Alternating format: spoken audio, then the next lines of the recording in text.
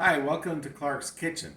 Today we're going to be making bacon from scratch and going through the whole process of curing your bacon and the steps involved to make yourself bacon at home versus buying bacon at the grocery store. So the first things you need to do, or we'll say the first things that you need to source out before you even start doing this is one, you need to find a butcher that's going to get you a good cut of pork belly. And that's where bacon comes from. It comes from the pork belly.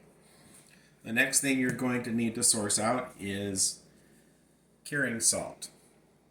This is specially blended salt that helps with the curing process of jerky and doing bacon and other assorted meats and whatnot.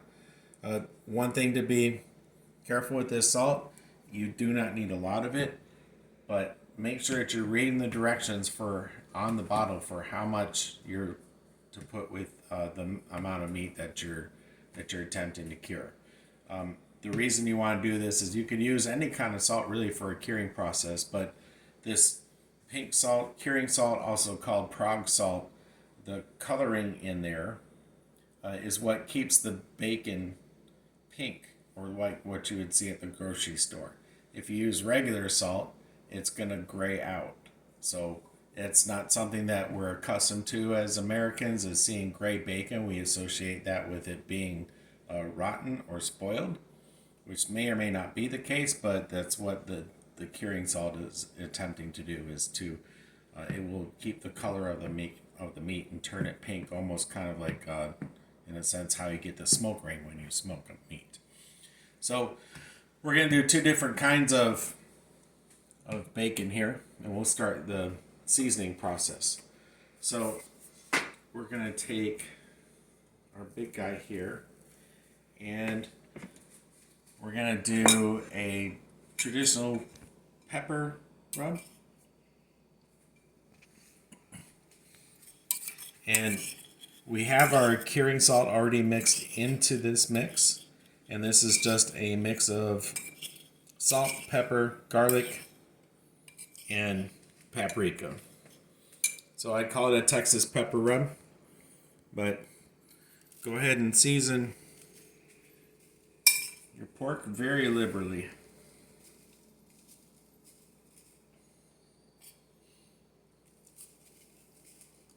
Once you got that one side covered, push it in, rub it in. Massage it in. Get the corners.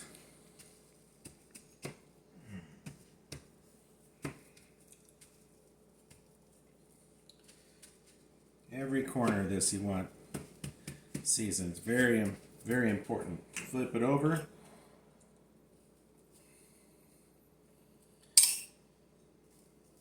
Season your other side. And this is why we're using a sheet pan here, so you can liberally sprinkle your seasonings. And using the sheet pan as like a catch tray. Again, you want to just keep pressing that in. You have to turn it a couple of times. Make sure everything is covered. Okay, so the other thing that's important when making your own bacon, one of the things that you really need to have is patience. The curing process, believe it or not, is 7 days.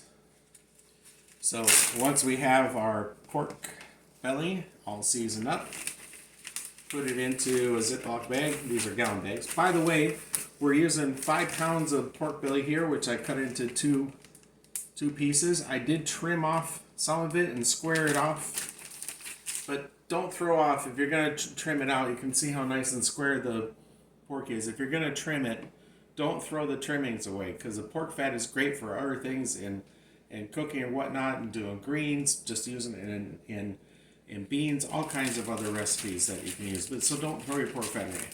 Okay, we've got that one done. Allow me to wash my hands.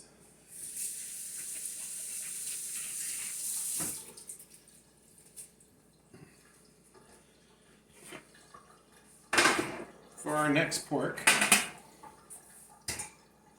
we got this little guy here. So what we're going to do with this one is something just kind of, we'll say it, I dreamed this up kind of. It's going to play off of apple woods and intense apple flavors, brown sugars, and hopefully this works out because it's kind of a cool idea, I think. So our spice here is we have our house KGB seasoning with a little bit of added kosher salt and brown sugar. In this container here, I took a whole red apple, and you get a look in there, whole red apple, and just mixed it or smashed it up and added Evan Williams apple whiskey to it. So the idea here is we're gonna pour the liquid content into our bag. My bag holds up. There we go.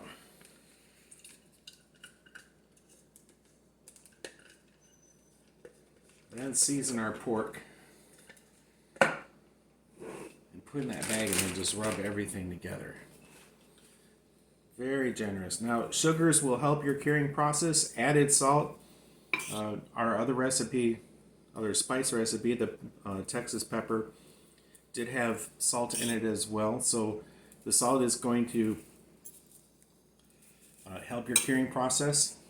Again, the other curing salt will work as that extra ingredient to help the coloring. Right, give this a nice, get that all patted in there. You really want to go pretty liberal with this one. Get that nice, all that brown sugar on there. Get that all nice and patted in. Go on there. Again, be generous with your seasonings with this. Now, as your pork cures, one of the things that you need to do with it is every day, for the 7 days that it's curing, every day you need to flip that bag over. So what you're doing is, take a look at the pan here, is you're putting the refrigerator like this, and it's starting to, the curing process is starting with the sugars breaking down all those proteins, and then you flip it over. So now all those juices that were on top or on bottom are now on top, and they're running down. It's carrying all this seasoning through here as it breaks down too. So you're constantly doing this and rotating and flipping that bag over once every day for 7 days. And by the end of that 7th day, all of your flavors should be incorporated into that pork. And then it'll be time to put it in the smoker. All right, that looks wonderful right there. So we're gonna drop this in there.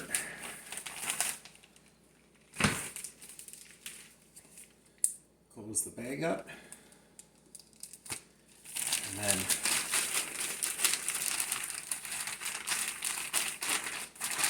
try to get that apple in that bourbon. Yeah, see, this is what I'm talking about right here. So you can see where all the smashed apples were on top. We're just gonna let that sit like that, and then tomorrow when I flip it over, rub it in. So every day, this is this is what you're gonna do. Sit it down, let it sit there for 24 hours. Flip it over, or pick it up, rub it in, flip it over. Pick it up, rub it in, flip it over. And just do that for the next 7 days. All right, so I guess we'll see you in 7 days, and we'll show you what the pork looks like once it's done curing, and then we'll take it from there. So happy cooking, y'all, and stay tuned for part 2 of this video.